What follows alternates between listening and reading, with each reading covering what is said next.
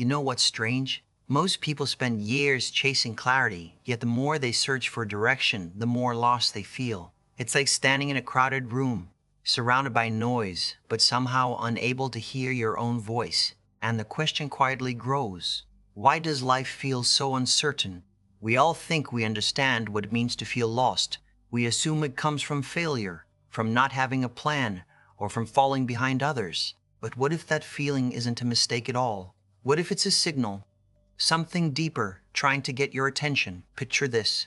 You're following a path that once made sense. Maybe it was chosen by your parents, your environment, or even a younger version of yourself.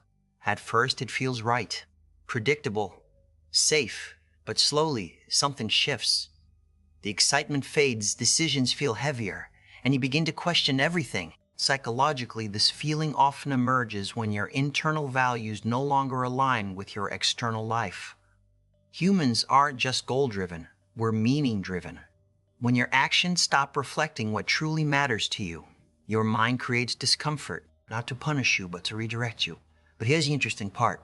Modern life has made this misalignment incredibly common. In a world of endless options, constant comparison, and social media timelines, you're not just living your life, you're observing everyone else's at the same time.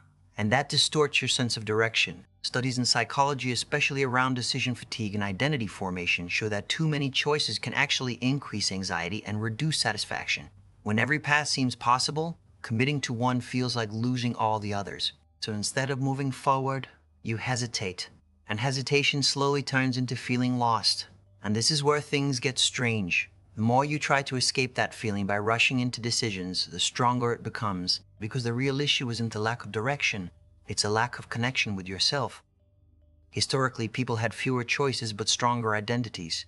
Roles were clearer, paths were more defined. Today, freedom has expanded, but identity has become fragile. You're expected to design your life from scratch without ever being taught how to understand who you really are. Here's what most people don't realize. Feeling lost is not a sign that you're failing. It's a sign that you're evolving. Your old identity no longer fits, but your new one hasn't fully formed yet. You're in the space between who you were and who you're becoming. And that space feels uncomfortable because it's uncertain. But it's also where growth happens. When you stop trying to immediately fix the feeling and instead start listening to it, something changes. You begin to notice what drains you, what excites you, and what actually matters.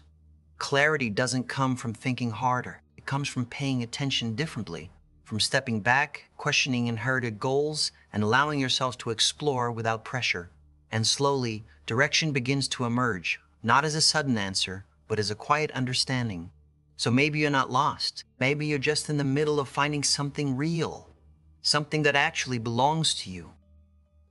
And that changes everything. And if this made you pause, if it made you reflect even for a moment, then you're already closer than you think.